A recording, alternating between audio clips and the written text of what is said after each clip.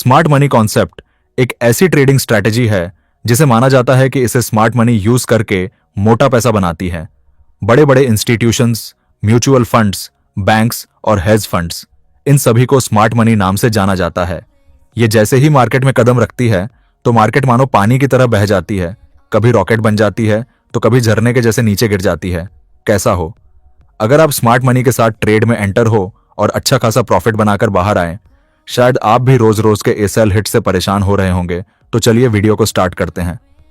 Smart money concept को समझने के लिए हमें सबसे पहले इसके कंपोनेंट को समझना होगा, क्योंकि स्मार्ट मनी कॉन्सेप्ट के इन कंपोनेंट्स को समझे बिना आप हमेशा लॉस ही करेंगे, और बिना इसे समझे आप ये भी नहीं जान सकते कि स्मार्ट मनी किस कैंडल में एंटर हो सकते हैं। स्मार्ट मनी के इन कंपोनेंट्स को जानने के बाद हम इन सभी को मिलाकर स्मार्ट मनी ट्रेडिंग स्ट्रेटेजी को चार्ट पर समझेंगे। माना जाता है कि इन्हीं स्ट्रेटेजी का इस्तेमाल करके स्मार्ट मनी मोटा पैसा बनाते हैं। चलिए पहले ऑर्डर ब्लॉक को समझते हैं, जो स्मार्ट मनी कॉन्सेप्ट का सबसे जरूरी कंपोनेंट है। ऑर्डर ब्लॉक से ही हमें स्मार्ट मनी के ऑर्डर्स का पता चलता है कि किस जगह उनके बल्क क्वांटिटी में ऑर्डर पड़े हैं। अब जरा चार्ट को ध्यान से देखिए। यहां बहुत से लोग एक ही गलती करते हैं। रिटेल ट्रेडर को लगता है कि मार्केट सपोर्ट और रेजिस्टेंस से चलती है। वो पतली लाइन खींच देता है और सोचता है कि बस यहीं से प्राइस पलटेगी। लेकिन स्मार्ट मनी लाइन से नहीं, जोन से काम करती है, और वही जोन होता है ऑन ऑर्डर ब्लॉक। अब चार्ट पर देखिए, यहां एक छोटी सी कैंडल है और उसके बाद प्राइस ने बहुत तेजी से ऊपर की तरफ मूव दिया है। रिटेल ट्रेडर को यह मूव दिखता है, वो एक्साइटमेंट में मार्केट में बाय कर लेता है। लेकिन स्मार्ट मनी पहले ही उस आखिरी बैरिश कैंडल में बाय कर लेता है। चूकी होती है, वही कैंडल असली ऑर्डर ब्लॉक होती है। रिटेल ट्रेडर को लगता है मूव यहां से शुरू हुआ, जबकि स्मार्ट मनी को पता होता है कि मूव यहीं से शुरू नहीं, यहीं से प्लान हुआ था। अब गलती कहां होती है? Retail trader on order block को पहचान ही नहीं पाता, या फिर पहचान भी ले तो तब ट्रेड लेता है जब प्राइस पहले से बहुत दूर निकल चुकी होती है। स्मार्ट मनी क्या करती है? वो पहले जोरदार मूव दिखाती है ताकि रिटेल ट्रेडर फोमो में एंट्री ले, फिर प्राइस को वापस ऑन ऑर्डर ब्लॉक तक लाती है। रिटेल ट्रेडर डर जाता है, सोचता है मूव फेल हो गया, और यहीं स्मार्ट मनी दोबारा बाइंग करती है।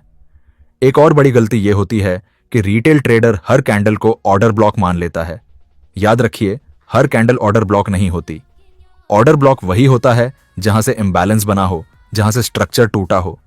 अगर उस कैंडल के बाद मार्केट ने ट्रेंड नहीं बदला तो वो कैंडल बेकार है। अब आपको क्या करना चाहिए? चार्ट पर सबसे पहले यह देखिए कि प्राइस ने कहां से तेज और क्लीन मूव दिया है। फिर उस मूव से पहले की आखिरी ऑपोजिट कैंडल को मार्क कीजिए। अगर वो जोन अभी तक टच नहीं हुआ है तो वही फ्रेश ऑर्डर ब्लॉक है, वहीं पेशेंस से इंतजार करना है। और अब आपको क्या नहीं करना है? प्राइस भाग चुकी हो, वहां एंट्री नहीं लेनी। हर पुलबैक को अपॉर्चुनिटी मत समझिए। स्मार्ट मनी हमेशा पहले प्लान करती है, रिटेल ट्रेडर बाद में रिएक्ट करता है। आपको रिएक्ट नहीं, तैयारी करना है। अब बढ़ते हैं अगले सबसे जरूरी कंपोनेंट पर, लिक्विडिटी। रिटेल ट्रेडर्स का स्टॉप लॉस, स्मार्ट मनी का खाना। अब इस पार्ट में जरा अपने दिल पर हाथ रखकर सोचिए, आपका स्टॉप लॉस ज्यादातर कहां कटता है? हाई के ऊपर या लो के नीचे? और यही सबसे बड़ी सच्चाई है, जहां आपका स्टॉप लॉस है वहीं लिक्विडिटी है। चार्ट पर देखिए, ये पिछले हाईज हैं। रिटेल ट्रेडर यहां शॉर्ट करता है और स्टॉप लॉस इसी हाई के ऊपर लगाता है।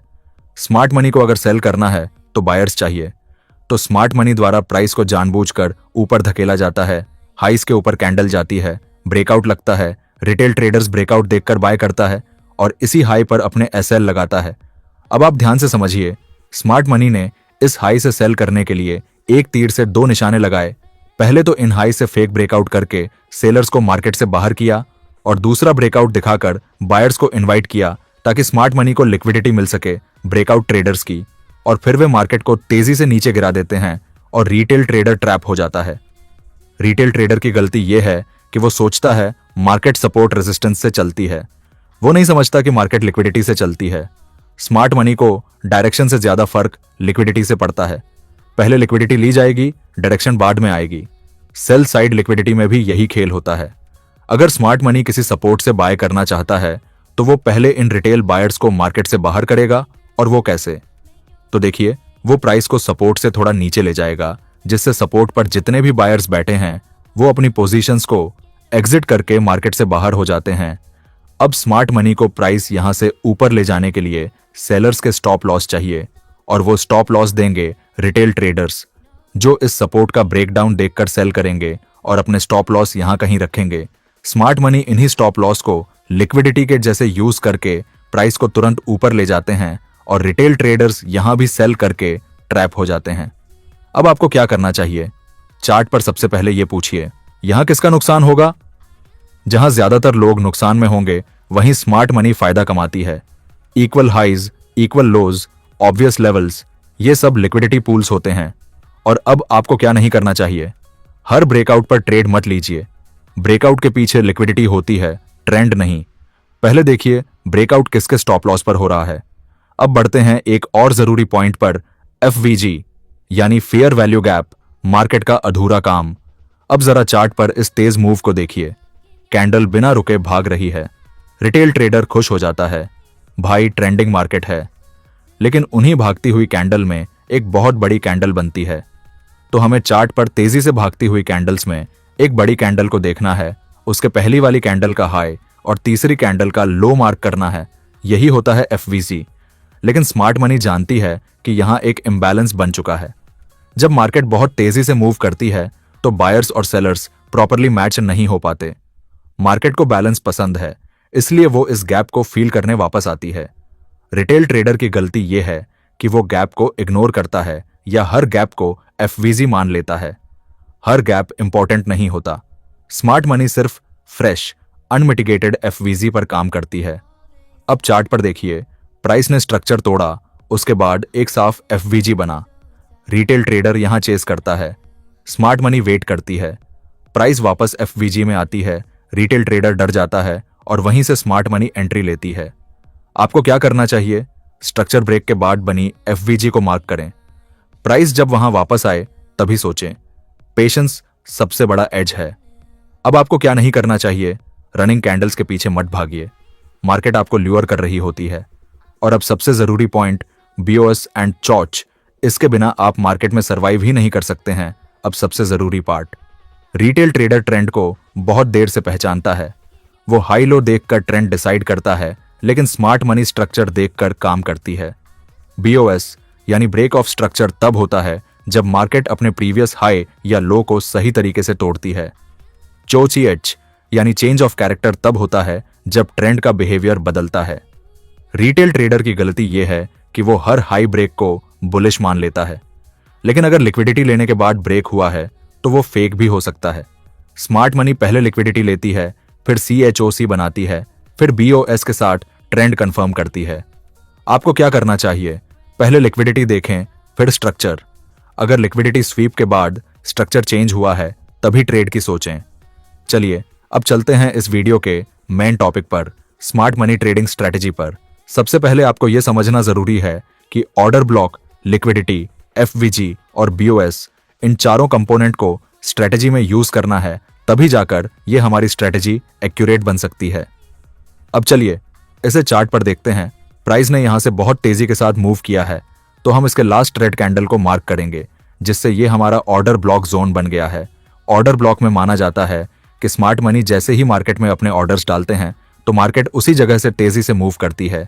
ज्यादा ऑर्डर्स होने की वजह से यहां पर उनके सभी ऑर्डर्स एक साथ एग्जीक्यूट नहीं हो पाते जब तक मूव इम्बैलेंस बनाकर ऊपर निकल जाता है, और इसी जगह स्मार्ट मनी के कुछ ऑर्डर्स पेंडिंग में रह जाते हैं। इसीलिए ऑर्डर ब्लॉक में बचे पेंडिंग ऑर्डर्स को एग्जीक्यूट करने प्राइस वापस आता है। लेकिन रिटेल ट्रेडर्स यहां क्या करता है, वो इस मूव को देखकर बीच में एंट्री ले लेता है। वो इस मूव के पीछे का लॉजिक नहीं समझता है। वहीं एक प्रो ट्रेडर पहले ऑर्डर ब्लॉक मार्क करता है और इस बड़ी कैंडल में एफवीजी को मार्क करता है। अब इससे उसे दो कंडीशन मिलती हैं प्राइस वापस आने की, पहली ऑर्डर ब्लॉक और दूसरी एफवीजी को फील करना। तो ट्रेडर्स ऑर्डर ब्लॉक तभी एक्यूरेट माना जाता है जब ऑर्डर ब्लॉक में इम्बैलेंस क्रिएट होता है या एफवीजी बनता है। और जैसे ही प्राइस एफवीजी में वापस आता है, प्रो ट्रेडर लिक्विडिटी ढूंढने लगता है और उसे इन हाइस पर सेलर्स की लिक्विडिटी दिखती है। उसे कंफर्म हो जाता है मार्केट ये लिक्विडिटी लेने ऊपर जा सकता है और वो इस कैंडल में बाय करता है। अपना stop loss order block zone पर लगाता है और अपना टारगेट इस हाई पर सेट करता है। कुछ देर बाद इसे अपना टारगेट अचीव हो जाता है। तो ट्रेडर्स इस ट्रेड में आपको तीन कंपोनेंट का संगम देखने को मिला, ऑर्डर ब्लॉक, एफवीजी और लिक्विडिटी। आपको भी जब तक स्मार्ट मनी ट्रेडिंग स्ट्रैटेजी में 2 या 3 कंपोनेंट चार्ट पर ना दिखें तब तक वो स्मार्ट मनी कॉन्सेप्ट का हिस्सा नहीं होगा, सिर्फ तुक्का होगा। अगर आप अकेले ऑर्डर ब्लॉक या कोई और कंपोनेंट को अकेले ट्रेड करते हैं तो आप स्मार्ट मनी कॉन्सेप्ट का यूज नहीं कर रहे। स्मार्ट मनी कॉन्सेप्ट का मतलब ही यह है कि आप 2 या 3 कंपोनेंट का यूज करें ट्रेड लेने के लिए।